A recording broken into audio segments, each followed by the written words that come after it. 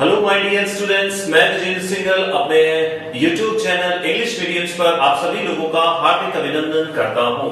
आज से मैं आप लोगों के लिए वापस स्टार्ट करने जा रहा हूं अपने इंग्लिश के अंदर मैं आप सभी लोगों से ग्रामर प्लस वोकैब पर बात करूंगा।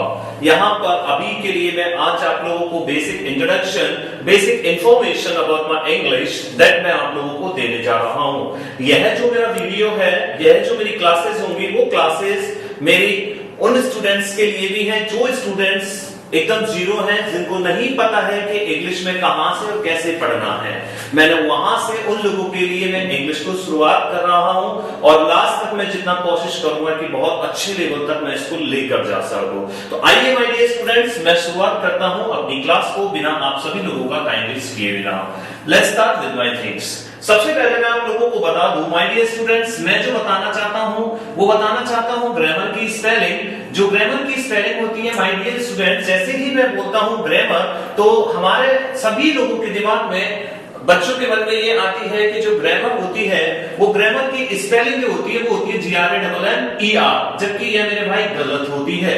ग्रामर की स्पेलिंग जो होती है वो रियलिटी में जो होती है वो होती है ग्रामर की स्पेलिंग GRAMMAR, क्योंकि यहां पर मेरा ग्रामर का मतलब होता है व्याकरण। क्या मतलब होता है मेरा ग्रामर शब्द से मतलब व्याकरण। जो GRAMMER होती है माय डियर स्टूडेंट्स, वो उसका मतलब क्या है मेरे भाई? जो इसका मतलब है वह एक क्या है? Proper noun. क्या है वो? एक अपने आप में प्रॉपर नाउन। और इस प्रॉपर नाउन का मतलब क्या होता है मेरे बड़े भाइयों? व्यक्तिवाचक संज्ञा। क्या होता है? व्यक्तिवाचक संज्ञा। ये जो प्रॉपर नाउन है, प्रॉपर नाउन उस चीज को कहते हैं जो किसी भी व्यक्ति का नाम होता है, कम्युनिटी का नाम होता है। तो उसी प्रकार से GRAMMER जो है वह एक USA में कम्युनिटी का नाम है, इसीलिए कम्युनिटी का नाम है। और यहां पर मुझे इससे मतलब है व्याकरण से। इसलिए मेरे भाइयों ये वाली स्पेलिंग गलत है। अब से आपको ग्रामर की स्पेलिंग क्या लिखनी है? GRAMMAR। जो मेरे भाई रीट के मेरे साथ जुड़े हुए हैं, तो रीट में शायद 2008 के अंदर ये वाला एक बार ग्रामर की स्पेलिंग पूछी भी गई है। तो इसलिए आपको ये वाली स्पेलिंग आपसे याद रखनी है GRAMMAR। तो सबसे पहला क्वेश्चन आपका क्लियर हो गया कि अगर आपसे कोई इंग्लिश में ग्रामर की स्पेलिंग पूछे तो आपका आंसर क्या आएगा? GRAMMAR। चलिए डालिएगा हेडिंग अब से मेरी इंग्लिश में। अब मैं आगे की कहानी फिर शुरू करता हूं। मैं आप सभी लोगों के लिए जो पढ़ाने आया हूं वो क्या पढ़ाने आया हूं? इंग्लिश। ठीक है, इंग्लिश जो होती है मेरे भाइयों, ये एक कौन होती है? लैंग्वेज। कौन होती है? लैंग्वेज। और इस लैंग्वेज का मतलब कौन होता है? भाषा। इस लैंग्वेज का मतलब क्या होता है? भाषा। जो ये लैंग्वेज मेरी भाषा होती है, इस भाषा को मैं दो भागों में तोड़ता हूं मेरे भाई। कोई भी भाषा जो होती है या तो ओरल होती है या फिर हमारी भाषा कौन सी होती है? रिटन। मैंने क्या बोला? या तो जो भाषा होती है वो भाषा मेरी कौन सी होती है? ओरल। या फिर मेरी भाषा कौन सी होती है? रिटन। इस ओरल शब्द का मतलब कौन होता है? मौखिक। इस ओरल शब्द का मतलब क्या है? मौखिक। और इस रिटन का मतलब कौन होता है? लिखित। अब अगर कुछ स्टूडेंट्स प्रोनाउंसिएशन उनका खराब होता है तो वो लोग कंफ्यूज हो जाते हैं। इस ओरल में मैं बता दूं कि कुछ लोग ये भी याद रखना मेरे भाई, एक होती है स्पेलिंग AURAL और एक होती है ORAL। इस AURAL ओरल का मतलब समवेयर होता है लिसनिंग से मतलब इन हिंदी, जिसका मतलब हम लोग समझते हैं श्रव्य। और इस ओरल का मतलब हमारा होता है स्पीकिंग से मतलब होता है, जिसका मतलब हम लोग किससे कहते हैं? मौखिक से। तो दूसरी बात मेरे बड़े भाइयों, आप इस चीज को भी थोड़ा सा याद रखने की कोशिश करना कि इंग्लिश की स्पेलिंग के साथ आप इंग्लिश में ही उनका मीनिंग याद रखें, ना कि हिंदी में उनको याद रखें। आप मेरे साथ इंग्लिश सीख रहे हैं तो इंग्लिश सीखें तो वो ज्यादा अच्छा है, ना कि आप मेरे साथ ट्रांसलेशन आपको सीखनी है। बात समझ में आई? तो मैंने अभी तक क्या बताया है? ग्रामर की स्पेलिंग GRAMMAR हो गई। लैंग्वेज होता है, लैंग्वेज का मतलब भाषा। भाषा के दो पार्ट होते हैं, ओरल और रिटन। ORAL ओरल यानी होता है मौखिक, जिसका मतलब होता है स्पीकिंग से मतलब रिटन। रिटन का मतलब होता है लिखित। मेरी बात समझ में आ गई? ओरल और ओरल की स्पेलिंग दो होती है, कंफ्यूजिंग में याद रखिएगा। AURAL जिसका मतलब लिसनिंग होता है, श्रव्य। ORAL जिसका मतलब स्पीकिंग, इसका मतलब किससे होता है? मौखिक से। चलिए अब मैं बात करता हूं आगे। अगर किसी भी लैंग्वेज को, इसको मैं मिटा रहा हूं, आप एक बार वापस से पॉज करके लिख लीजिएगा, नोट्स बनाते हुए चलिएगा माय डियर स्टूडेंट्स, वो बहुत अच्छा होता है।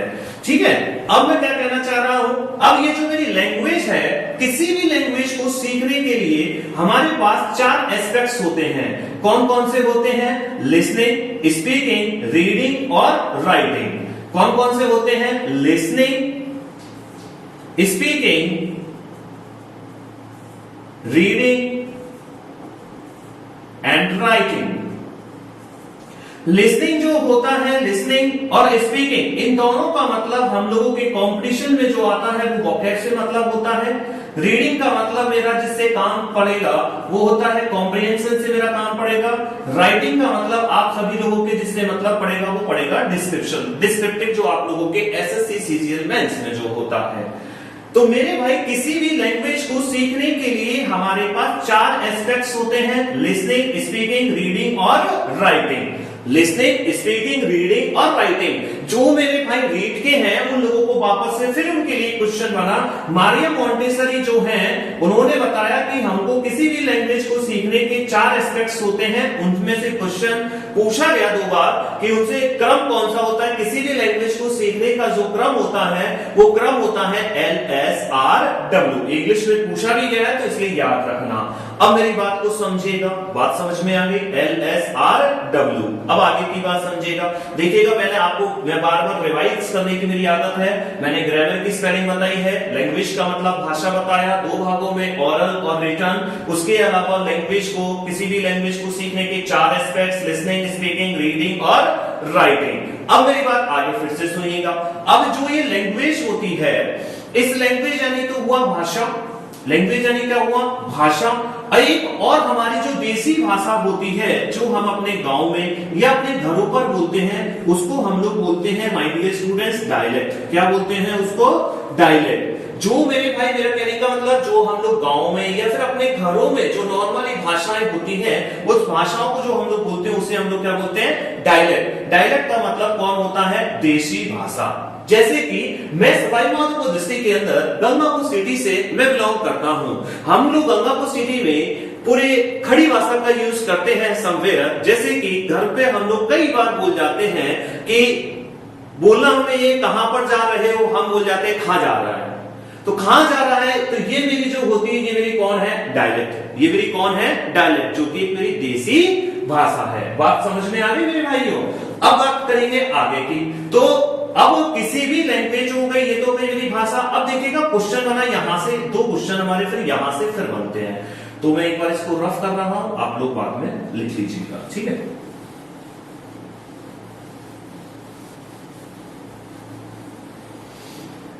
जो हम लोगों ने लैंग्वेज की बात की है, किसकी बात की है मैंने? लैंग्वेज की। अब जो ये लैंग्वेज की बात की है, इस लैंग्वेज में मैं बात करने जा रहा हूं क्वेश्चन की।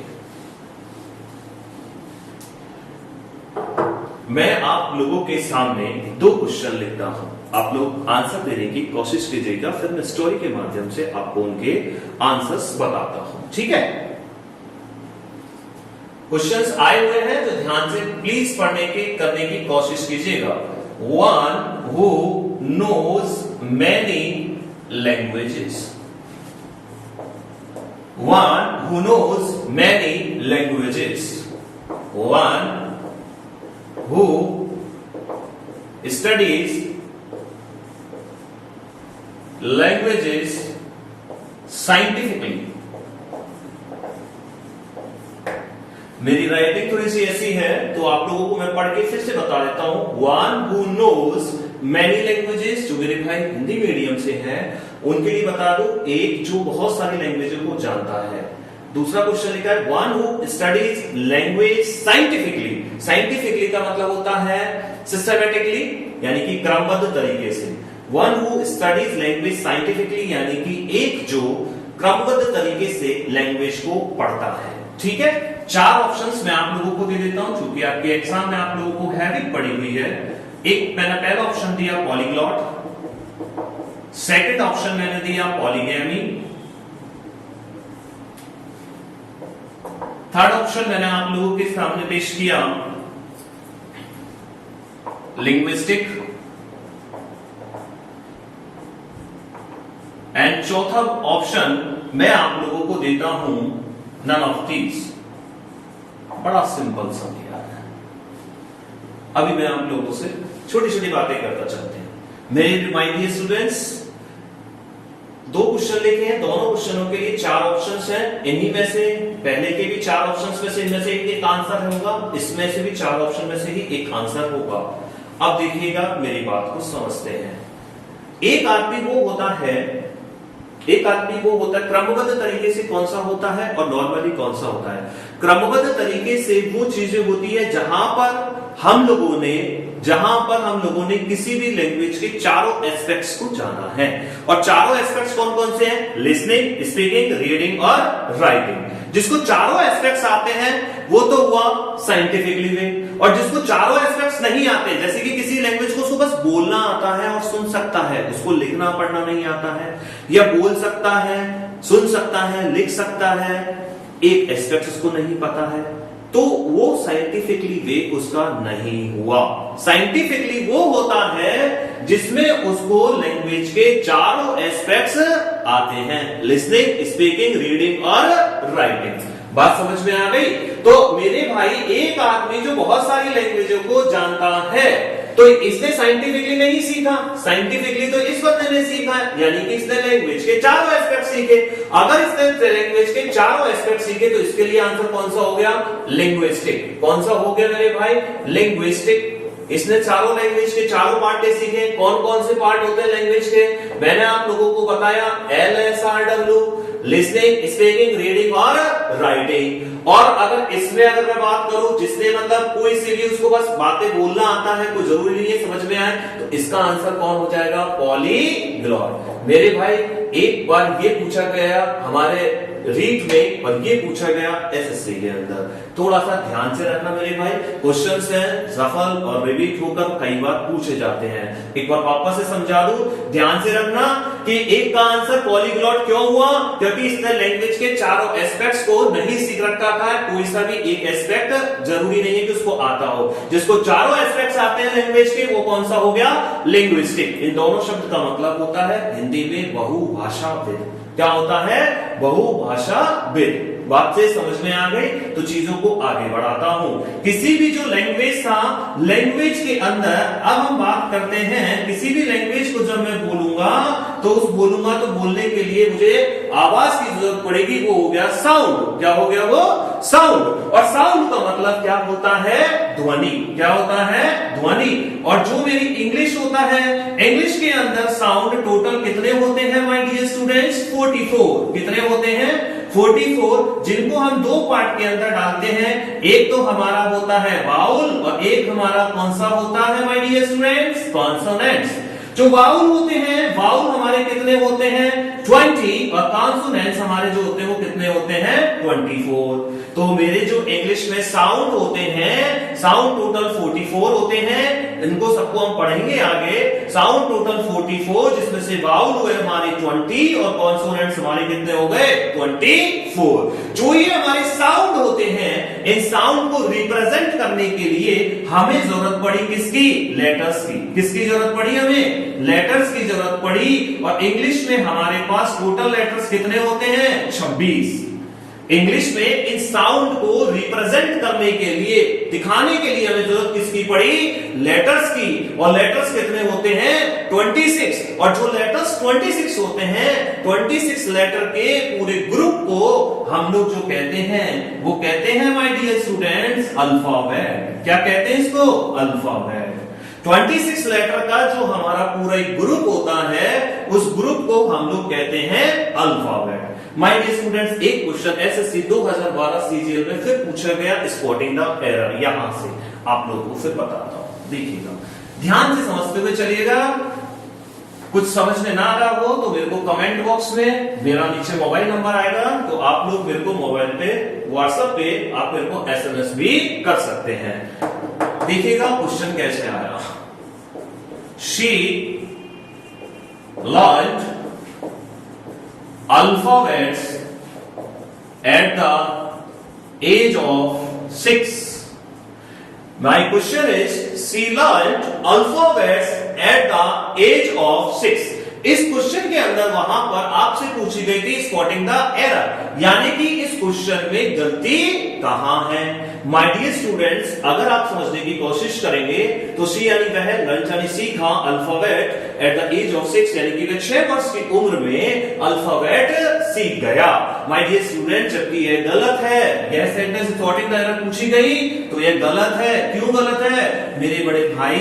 अल्फाबेट्स कुछ होता ही नहीं है। होता क्या है? अल्फाबेट। क्या होता है मेरे भाई? अल्फाबेट। और अल्फाबेट यानी क्या होता है? शुद्ध हिंदी में वर्णमाला।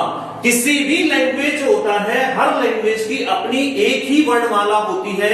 ये बिल्कुल जरूरी नहीं है कि हर लैंग्वेज की जो होता है एक से ज्यादा वर्णमालाएं होती हैं। तो बात समझ में आ गई? तो कहीं पर भी अगर किसी भी जगह आप अल्फाबेट्स लिखा हुआ देखते हो तो वो गलत होगा। ये ध्यान रखना माय डियर स्टूडेंट्स। इस क्वेश्चन के जरिए मैंने क्लियर किया, यह क्वेश्चन स्पॉटिंग द एरर में एसएससी सीजीएल में पूछा गया था। तो मैं बोल रहा था लैंग्वेज जिसको हमने साउंड और साउंड को रिप्रेजेंट हमने किससे किया? लेटर से। अब लेटर्स का समूह क्या बन गया? अल्फाबेट। बात आ गई क्लियर? अब हम लोग क्या करते हैं, लेटर्स से हम लोग क्या बनाएंगे? वर्ड। क्या बनाएंगे? वर्ड। और वर्ड यानी क्या होता है? शब्द। वर्ड यानी क्या होता है? शब्द। अब ये क्या होता है? वर्ड यानी होता है शब्द। अब शब्द क्या होता है? चलिए एग्जांपल पेश करता हूं, आप एग्जांपल से समझते हैं। सबसे पहले मैंने लिखा, कुछ भी लिख देता हूं, मैंने लिखा स्पेलिंग सबसे पहले CAR का, एक मैं स्पेलिंग लिख देता हूं RAC। ठीक है? अब या फिर ले लो, इसी को मैं कर देता हूं ACR। अब मैं आप लोगों से पूछूं ये और ये क्या दोनों की दोनों वर्ड हैं? क्या दोनों की दोनों वर्ड हैं? तो आपका आंसर आएगा कि सर कार तो हमको पता है, जो हम लोग घरों में आजकल यूज कर रहे हैं। सर ये ACR या RAC के बारे में नहीं सुना। क्यों? क्योंकि यह एक वर्ड नहीं है। वर्ड वो होता है, वर्ड यानी शब्द, शब्द वो होता है जिसका पूरा एक अर्थ निकलता हो। शब्द वो होता है जिसका पूरा अपना एक अर्थ निकलता हो। तो शब्द की डेफिनेशन क्या बन गई माय डियर स्टूडेंट्स? यहां से ए ग्रुप ऑफ लेटर्स, क्या बन गई my dear students? A group of letters with complete meaning. A group of letters with complete meaning. मेरे साथ पढ़ने की कोशिश कीजिएगा। और माय डियर स्टूडेंट्स, मेरे हिंदी मीडियम के मेरे बड़े भाइयों को मैं हिंदी में कर देता हूं। एक ग्रुप ऑफ लेटर्स, वर्णों का ऐसा समूह जिसका पूरा अर्थ निकलता हो, उसे हम लोग क्या कहते हैं? वर्ड। वर्ड यानी होता है शब्द। बात समझ में आ गई? जैसे कि CAR कार अपने आप में एक पूरा वर्ड है, PEN पेन अपने आप में एक वर्ड है, साउंड एक अपने आप में वर्ड है, लेटर्स या सी अपने आप में वर्ड है, लंच अपने आप में एक वर्ड है। वर्ड के बारे में अभी हम लोग आगे भी पढ़ेंगे, क्योंकि वर्ड से ही हम लोग आगे डिवाइड करेंगे पार्ट ऑफ स्पीच में। ठीक है? आगे हम लोग पार्ट ऑफ स्पीच पढ़ेंगे अभी, तो मैं आपको और अभी इसके अंदर बताने वाला हूं। अभी तो हमारी बात हो गई लेटर्स। लेटर्स से मैंने क्या बनाया? वर्ड। अब वर्ड से मैं आगे चलता हूं। वर्ड के बाद आगे मैं लेके जाना चाहता हूं। मैंने एक और शब्द लिखा है, पढ़ने की कोशिश कीजिएगा। मैंने शब्द लिखा है फ्रेज। मैंने क्या शब्द लिखा है? फ्रेज। PHRASE। और फ्रेज, फ्रेज का मतलब क्या होता है माय डियर स्टूडेंट्स? वाक्यांश। क्या मतलब होता है? वाक्यांश। अगर इसकी हिंदी से ही आप क्लियर कर लो, वाक्य प्लस अंश, यानी कि वाक्य का हिस्सा। वाक्य का हिस्सा यानी कि इसकी परिभाषा क्या बनेगी? वाक्य का हिस्सा, यानी कि ऐसा पार्ट जिसका कंप्लीट मीनिंग नहीं हो, जिसका पूरा अर्थ होगा क्या वाक्य के हिस्से का? नहीं होगा, क्योंकि वाक्य का तो पूरा अर्थ आता है, जबकि वाक्य के अंश का पूरा अर्थ नहीं आएगा। तो यानी कि जो फ्रेज होता है वो फ्रेज हमारा कौन हो गया? देखिएगा, a group of words without complete meaning. A group of words without complete meaning, यानी कि शब्दों का ऐसा समूह, ए ग्रुप ऑफ वर्ड्स, शब्दों का ऐसा समूह जो पूरा अर्थ नहीं देता हो उसे मैं क्या कहता हूं? फ्रेज। उसे मैं क्या कहता हूं? फ्रेज। अब देखिए एग्जांपल की सहायता से समझने की कोशिश करते हैं कि मैं क्या कहना चाहता हूं फ्रेज के बारे में। ठीक है, समझिएगा मेरे साथ। फ्रेज, मैंने कहा I go to temple daily. I go to temple daily. अब मैं अगर यहां से कुछ भी कर देता कि सर गो टू टेम्पल, ये एक अपने आप में कौन है? फ्रेज। मैं अगर ये लिख दूं राम एंड श्याम, ये भी एक अपने आप में क्या है? फ्रेज। क्या है? फ्रेज। तो फ्रेज क्या होती है? Group of words without complete meaning. वो जो होती है हमारी क्या कहलाती है? फ्रेज। और फ्रेज के बाद मैं आगे बात करता हूं माय डियर स्टूडेंट्स, आगे हमारा पार्ट जो आएगा उसकी मैं बात करता हूं, वो क्या है हमारा? सेंटेंस। और सेंटेंस यानी क्या होता है? वाक्य। सेंटेंस, सेंटेंस यानी क्या होता है? वाक्य। अब वाक्य क्या होता है? तो आप लोग वाक्य की परिभाषा सोचिए, डेफिनेशन सोचिए। तो वाक्य की डेफिनेशन आप लोग जुगाड़ लगाओगे। ठीक है, जुगाड़ आराम से लग जाता है कि वाक्य की परिभाषा क्या हुई, डेफिनेशन क्या हुई कि सच शब्दों का ऐसा समूह जिसका पूरा अर्थ निकलता हो। चलिए मैं लिख देता हूं, आप यही बनाएंगे डेफिनेशन, मुझे पता है जनरली सभी के दिमाग में आ रही होगी। A group of words with complete meaning. A group of words with complete meaning. Sentence क्या बनाया? आपकी परिभाषा ये, मेरी नहीं। A group of words with complete meaning, यानी कि शब्दों का ऐसा समूह जिसका पूरा अर्थ निकलता हो, वह वाक्य होता है। चलिए अब मैं कुछ सेंटेंस बोलता हूं, आप लोग समझने की कोशिश कीजिए क्या वो सही है आपकी डेफिनेशन के अनुसार। मैंने बोला मुझे काट कर आम खिलाओ, मुझे काट कर आम खिलाओ। अब आपके हिसाब से क्या हुआ? ग्रुप ऑफ वर्ड्स है, कंप्लीट मीनिंग है, क्या वो सेंटेंस हो रहा है?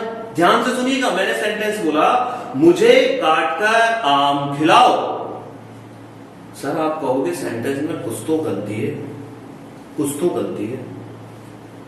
ध्यान से समझिए क्या गलती है। सर आप कहोगे अरेंजमेंट सही नहीं है। क्या सही नहीं है? अरेंजमेंट। तो आपका सेंटेंस में मीनिंग तो पूरा आना चाहिए, लेकिन इसके साथ में और क्या हो सकता है? इसकी दो बन सकती है कि arrangement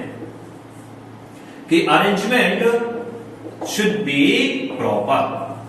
arrangement should be proper, कि जो हमारे वाक्य है, वाक्य में जो शब्द हैं और वो शब्दों का जो अरेंजमेंट है एक व्यवस्थित क्रम में होना चाहिए। वो चीज हमारी कौन होती है? सेंटेंस। तो माय डियर स्टूडेंट, सेंटेंस की परिभाषा क्या हो गई? सेंटेंस की परिभाषा यानी डेफिनेशन क्या हो गई कि ग्रुप ऑफ वर्ड, शब्दों के ऐसा समूह जिसका पूरा अर्थ निकलता हो और उसका अरेंजमेंट एक व्यवस्थित क्रम में वो जमा हुआ हो, उसी को हम लोग क्या बोलते हैं? सेंटेंस। क्या बोलते हैं? सेंटेंस। तो माय डियर स्टूडेंट, जो भी आज हम लोगों ने पढ़ा है एक बार उसको क्विक रिवीजन कर लेते हैं 2 मिनट के अंदर, ताकि हम लोग अपनी चीजों को आज के लिए इतना ही मैं स्टॉप करना चाहूंगा। आगामी एक बार मेरे पास वापस से रिपीट करते हैं। मैंने आप लोगों को बताई थी सबसे पहले ग्रामर की स्पेलिंग। ग्रामर की स्पेलिंग की जो शुरुआत की थी मैंने GRAMMAR बताई थी आपको। अब से आपको याद भी वही रखनी है, ग्रामर की स्पेलिंग, ना कि ER करनी है, गलत नहीं होना चाहिए। तो ग्रामर की स्पेलिंग आपकी ये होती है, किसी भी इंग्लिश में जो की एक लैंग्वेज होती है, लैंग्वेज को सीखने के मैंने 4 एस्पेक्ट्स आपके सामने बताए थे। LSRW होता है, और अगर किसी को लैंग्वेज अच्छे से आती है, चारों एस्पेक्ट्स उसको आते हैं, तो वो कौन होता है? लिंग्विस्टिक। अगर किसी को लैंग्वेज चारों एस्पेक्ट्स नहीं पता है, एक भी गायब है, तो वो कौन होता है? पॉलीग्लॉट। लैंग्वेज और डायलेक्ट दोनों में फर्क होता है, वो भी मैंने आपको बताया। ठीक है, फिर लैंग्वेज के बाद हम आए साउंड पर। साउंड 44 होते हैं, वाउल 20 होते हैं और कॉन्सोनेंट्स 24 होते हैं। साउंड को रिप्रेजेंट करने के लिए हमें जरूरत पड़ी लेटर्स की। लेटर्स 26 लेटर्स का ग्रुप कहलाता है अल्फाबेट वर्णमाला। इस अल्फाबेट को याद रखना, अल्फाबेट्स नहीं होना चाहिए, क्वेश्चन पूछा गया है। अल्फाबेट के बाद मैं आया वर्ड पर। वर्ड यानी होता है शब्द। शब्द वो होता है group of letters with complete meaning. शब्दों का ऐसा वर्णों का ऐसा समूह जिसका पूरा अर्थ निकलता हो। एग्जाम्पल दिया था आपके सामने, देखिएगा वीडियो को एक बार। उसके बाद फ्रेज। फ्रेज क्या होता है? Group of words without complete meaning, यानी कि वो शब्दों का ऐसा समूह जिसका पूरा अर्थ नहीं निकलता हो। और उसके बाद मैंने बात की थी सेंटेंस की। वाक्य, जो वाक्य वो होता है शब्दों का ऐसा समूह जिसका पूरा अर्थ निकलता हो और अरेंजमेंट उसका सही से जमा हुआ हो। तो मेरे भाइयों, माय डियर स्टूडेंट्स, ये मेरी जो थी, ये जो भी मैंने चीजें आपको बताई है, इसका पीडीएफ आपको डिस्क्रिप्शन के अंदर मिल जाएगा। साथ में मेरी अपनी वेबसाइट है englishmediums.com, जो मेरा चैनल है उसी के साथ में मेरी वेबसाइट है englishmediums.com। उस पर ये ऑलरेडी अपलोड कर दिया गया है, एक बार आप देख लीजिएगा englishmediums.com।